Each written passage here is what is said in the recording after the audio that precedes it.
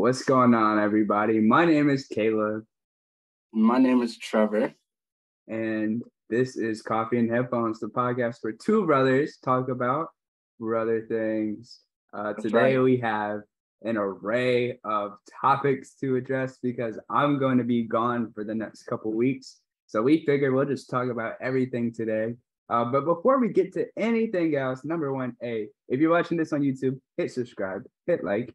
If you're listening on a podcast feed, hit subscribe, give us 5 stars. And I think before we do anything else, Trevor, you had something in mind for the beginning of this episode? Yes, sir. I do. So I have been watching this dude on Instagram, and what he does is he does like these drafts. They're like top fives of different things. So he'll do anything from like food to TV shows to just very random things. Breadbasket 303. He's from Colorado, so shout out. Breadbasket, nice. Yes, sir.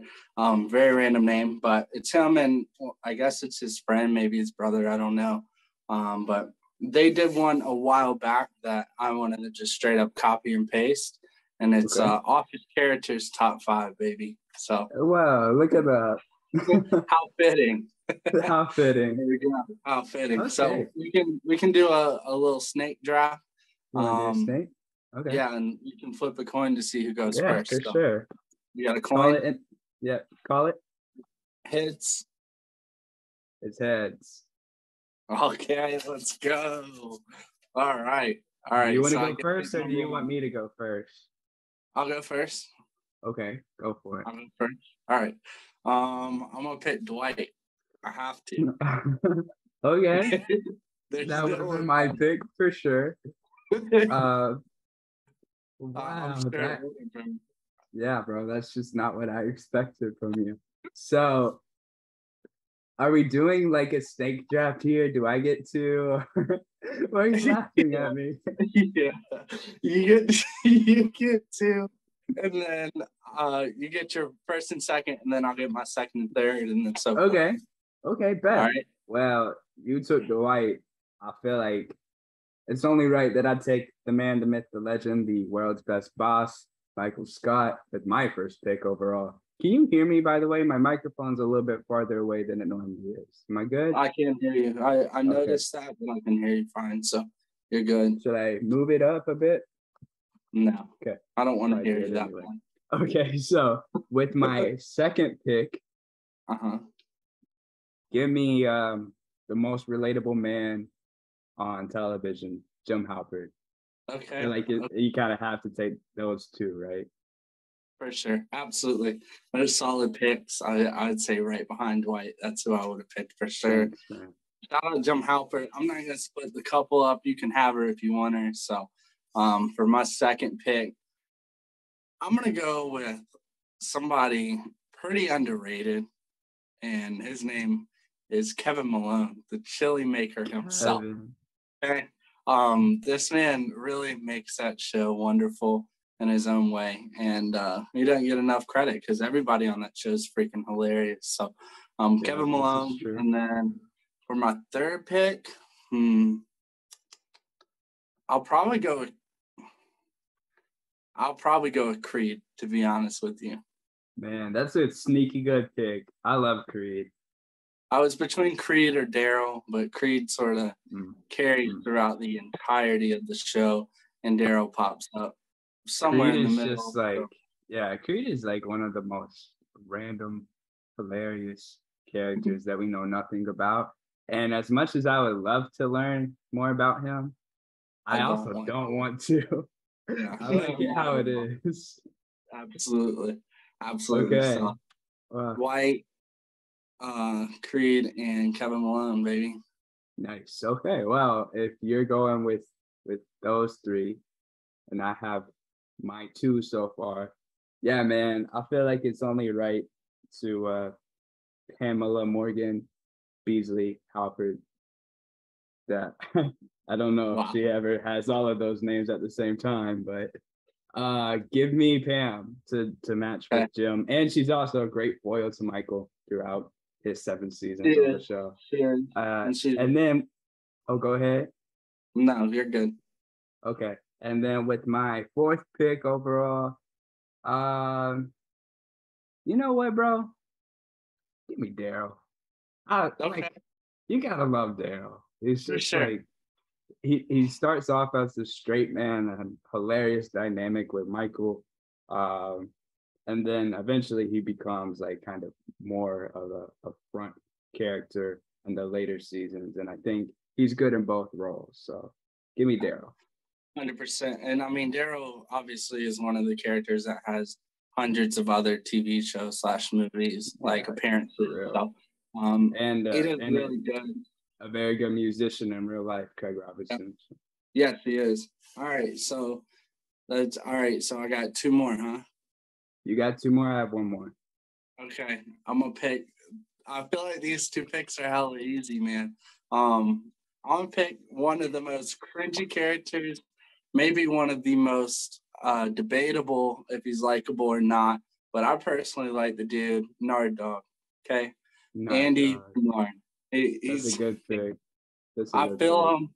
I mean, how could you not get so angry in a situation like That's that? honestly that's great value for the fourth round.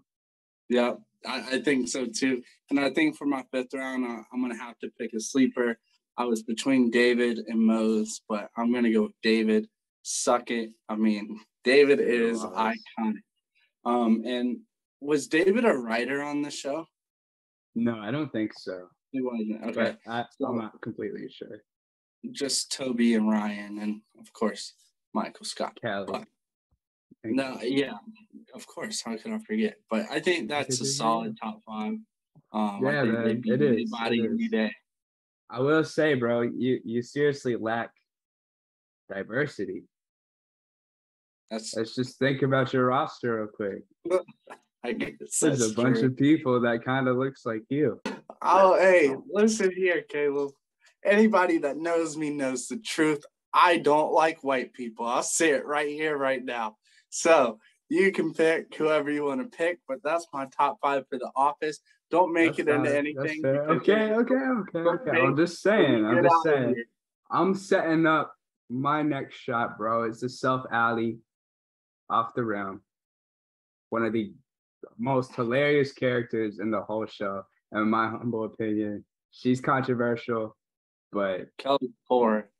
Kelly Kapoor, bro. I think Kelly, she's honestly one of my favorite characters in the whole show. And I don't know if that's a very popular opinion or not. I know in my circle, it's not necessarily a popular opinion, but man, I gotta go. Like number one, great writer. She has Mhm. written a ton of great stuff after The Office, but especially when she was there, she was really like a trailblazer for Indian women. Okay, so what's your top five? Run it for the fans real quick. Fans. I got That way we're Dwight. gonna call these 8 listeners our fans. Yeah. I think we should call them family. It's a lot more intimate that way. Shout out what's the real say? Shout out to those 8 legends. Um, let's see. I got Dwight, who's solid number one draft pick for sure. I think you could ask anybody who's ever seen the show; they would Oh attest. yeah. Oh yeah. He would have been my pick if I had the number one overall pick. Dwight, Kevin, Creed, David, and Andrew Bernard. That's very solid. I will say somehow I just kind of forgot about Andy. I would have picked him over Daryl, but for For me, real, if I had a 6-man roster, my sixth pick would have been Aaron. I think Aaron's hilarious. she is hated by a lot of the Office fan base just because He it was shouldn't that be. era. That He era, shouldn't be. but she's literally hilarious. Yeah, for me, I had a starting five of Michael Scott, Jim Halpert, Pam. Last name is up in the air. Depends where you are in the series. Daryl Philbin, Love him. and last but not least, Kelly Kapoor. So Okay. y'all let us know. Y'all let us know who has the better roster overall. I think Trevor's is probably, well, I would say we're both kind of unconventional with it. We both have different characters from different statuses throughout the I got office. David, who probably has the least amount of lines for a main character-esque person. out of anybody. Yeah, So, because he's not in the show for its he's entirety. not in the show every episode whatsoever. It's I the would have most picked patient Darren, but boss in the world. he is too patient. It's sus how patient he is. Um, sorry, I'm hearing people. There's a party next door. So, but awesome. That's Party next door. That brings back memories, man. All right, bro. Doesn't make sense now. Oh, I have a question. What do you think about the Tales of the Jedi? Ooh, okay. So for me, I love the show. It's a great like extra piece of Star Wars lore, I think, is what it is at the end of the day. And I love the Ahsoka stuff, but I especially love seeing Dooku as a Jedi. It was really cool. Obviously, it's our first time seeing Jedi Master Yaddle in action, which was super sick. And you really do start to like sympathize and feel for Dooku and see why he got so disillusioned by the Jedi. I mean, I definitely Dooku had some suggest very fair points. Even he did, and Yaddle said so. the same thing. Yeah. Yeah, for sure. I would say, like, if you're a Star Wars fan, especially a prequel era fan like me, and Trevor, I think, is also mainly prequel era, right?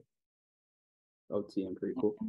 Then you should go and watch this series. It's a very quick listen. Like, you can binge it all in like an hour 15 max, I think, if you don't watch all the credits.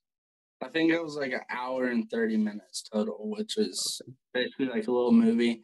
I thought they did a really good job. It was one of the better things to watch that Disney put out for Star Wars. But I think that's just because I'm such a big Star Wars fan, and it's always cool to see big like a fan service that you don't know much about.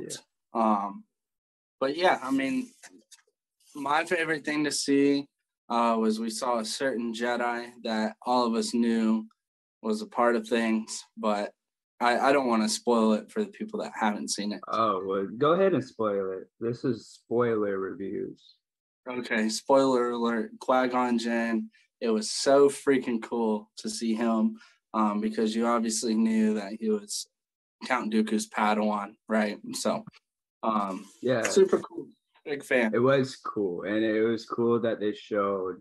I love how they kind of did the time jumps. I thought it was perfect for Dooku, showing like 3 very important events throughout different ages of him as a Jedi that led to him becoming a Sith, and then the final one, of course, was Qui-Gon's death. Oh, so freaking cool how he was the one that, like, we confirmed he deleted Camino out of the system. Yes, that was a nice touch because that was always a little mystery, and it makes sense.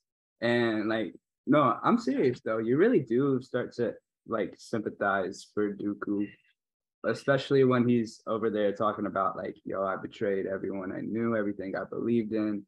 And he really thinks he's justified in that. But like a certain documentary I recently watched. What? It's like a certain documentary that I recently watched. What documentary? Insight on some people. I'm not allowed to say his name because of A&R and stuff. Oh, I see. I thought you were talking about Jeffrey Dahmer, and I was like, I'm a little bit concerned. Started to sympathize with that guy. The name of the documentary is Genius. If you know, you know. So, and if you don't, then get hit. That's right. Go listen to D1's Lil Real. Yeah, bro. I liked it though. I thought it was super cool, and of course, Andor just keeps coming out with new stuff, so it's amazing. This man with the hammer. This man's always got something. At this point, bro, it's like, how about I just stop pointing it out, and the people watching. Like where's Waldo? That way we know if you're actually watching or not. Moving on, I would very much like to get your opinion on Midnights by Taylor Swift.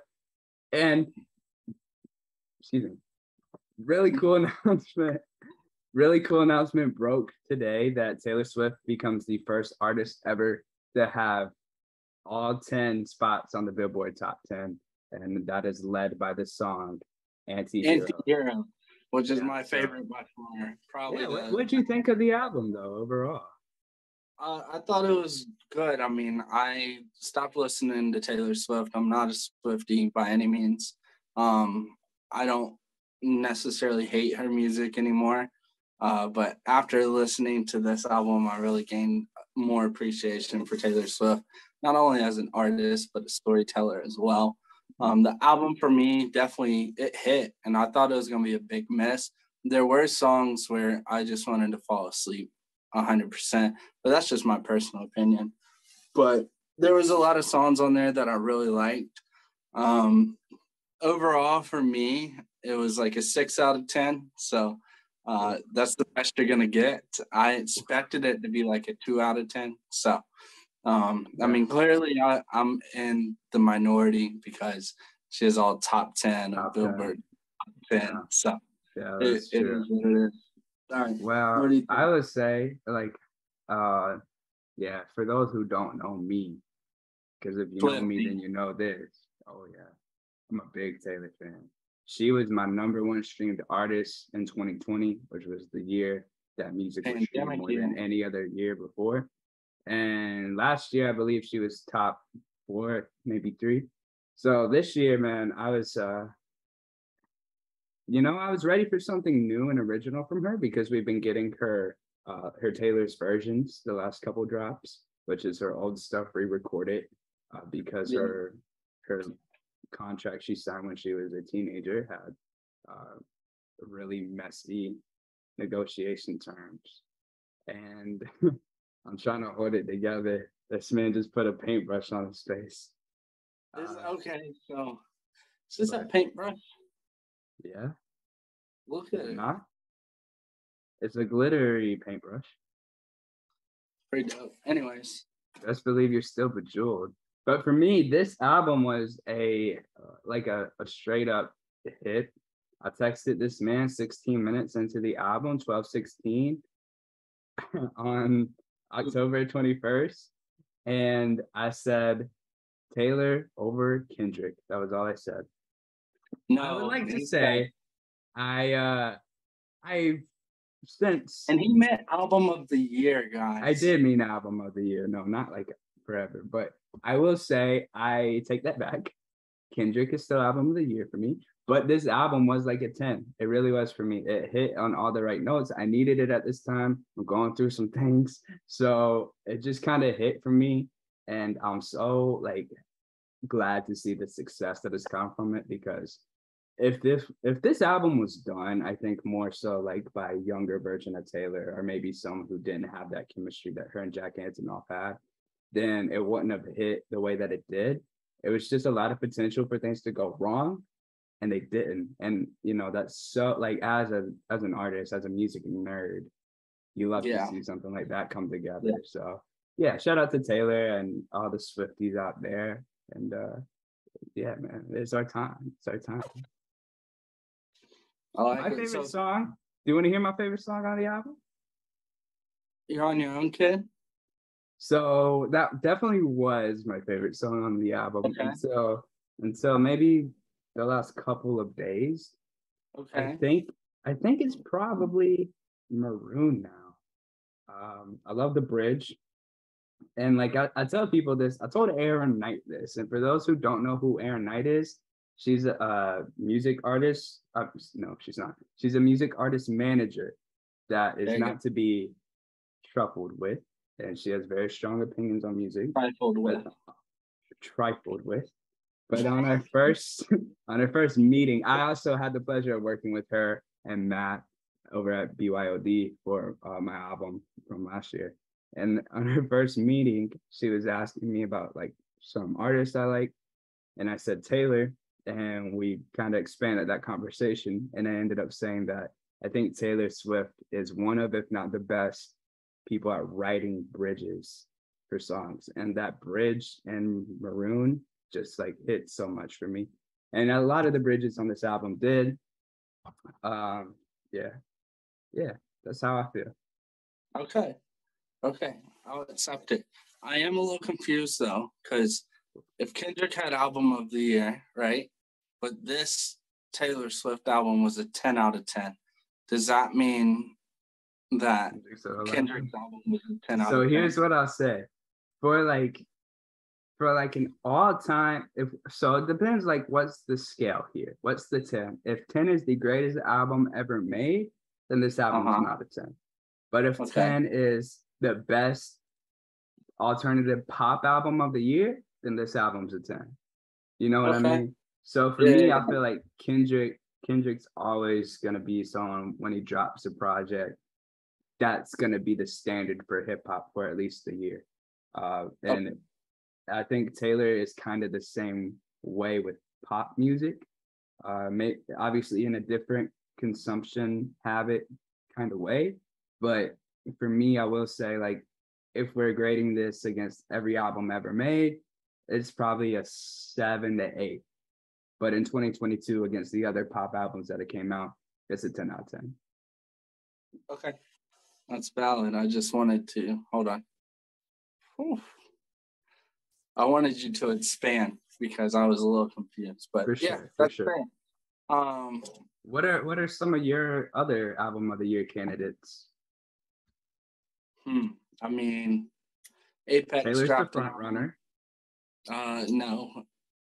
Apex dropped an album.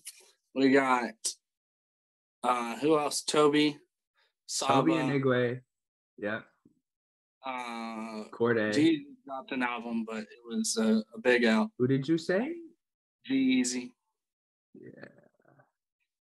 We got Corday. This man said G-Eazy. G-Eazy, bro. I didn't say. It's 2022. And you're talking about G-Eazy? Yes, sir. That's crazy. Hey, man, respect to you. Respect to you. Yes, sir. I've liked his music for a long time, but this album was a big miss for me personally. Yeah, but you know who did have a great album, who's a white rapper? Post Malone. I think Posty's new album is maybe my favorite Post Malone album, maybe behind Stoney. Wow. I think Stoney will be number one for the foreseeable future. Yeah, it is.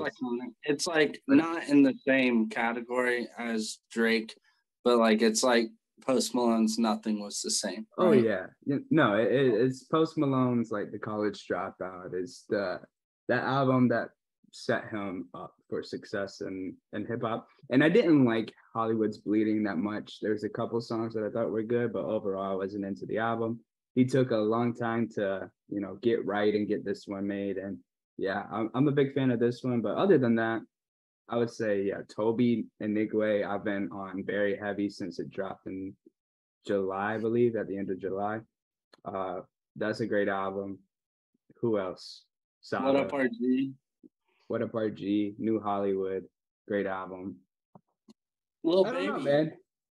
Oh, I actually did start listening to that because last time we talked about it, I was on a fast from hip hop. So I didn't get to listen. But I listened to the first 7 or 8 songs. Here's the thing with Lil Baby, bro. I do think he's a really good rapper. Don't you say it's all the same. It sounds very much the same. No, and I don't think I can handle a full... I love his collab projects, but I don't think I can handle a full 22-song album of Lil Baby. It's not, but it's like a different... Because it's not like Roddy Ricch or DaBaby or... No, it's not. He has multiple flows. But yeah. I mean, everything from like presentation...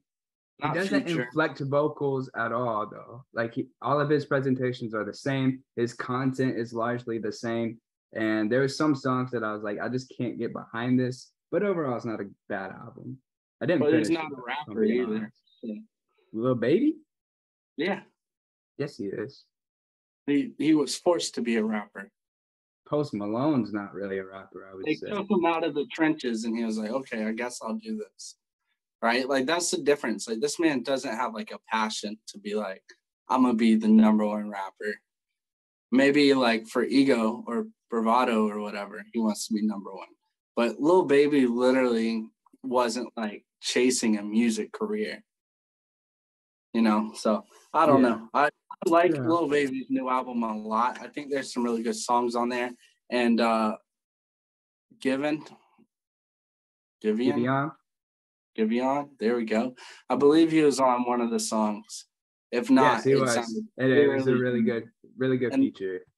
Probably my favorite song off of that album. Yeah, Giveon's always been a really good feature artist.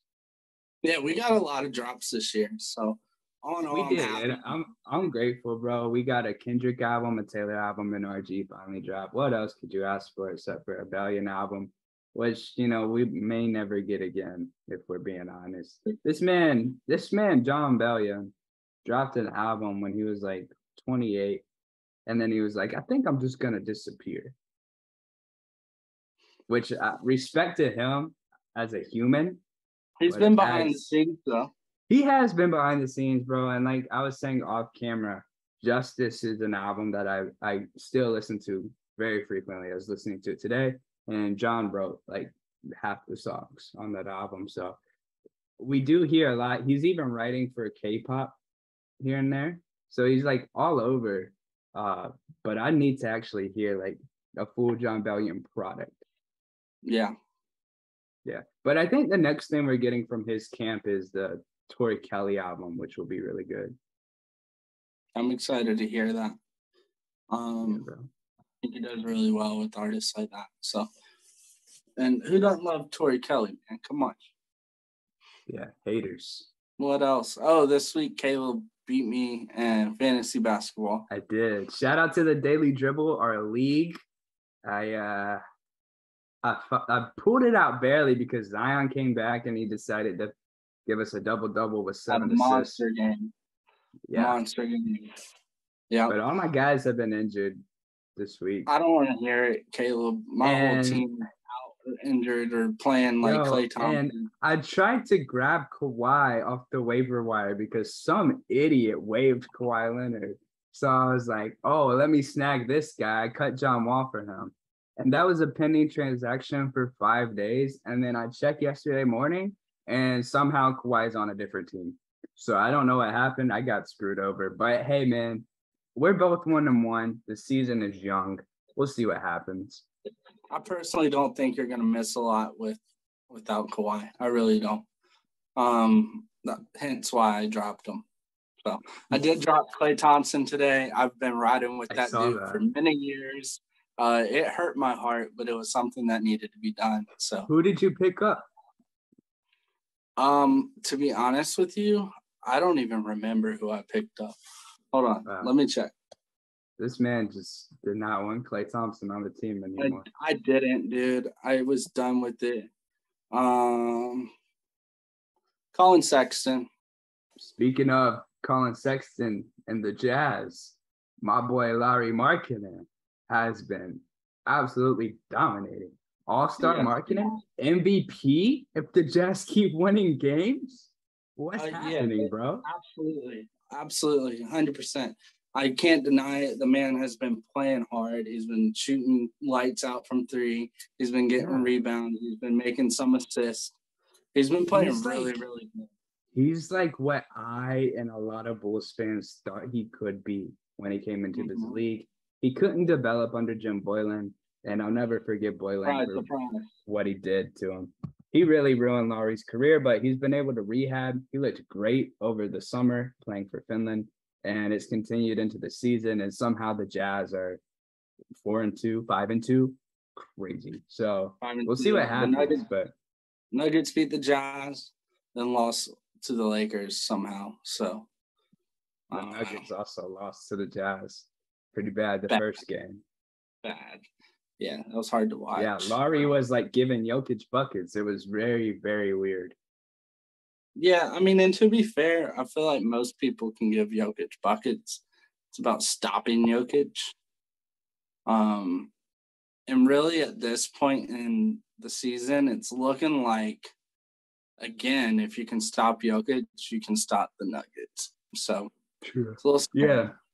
Yeah, and I think that's been their struggle the last couple of years. But hopefully Jamal and MPJ can get unlocked a little bit more and help out. But yeah, I think this is a good place to call this week's episode. Unless there's anything else you'd like to add, Trevor. That's it, dude. That's it. Okay, well, with that being said, we're not completely sure what the itinerary looks like moving forward throughout November. There will be at least 1 or 2 episodes, but I'm traveling. Trevor's very busy with work and stuff, so we'll see what happens. But keep up with us on social media. We will always give you the schedule there. So at Coffee and Headphones Pod on Instagram and TikTok. And yeah, I hope everybody has a wonderful, beautiful, blessed evening or whatever time of the day you're listening to this. Peace. Peace out.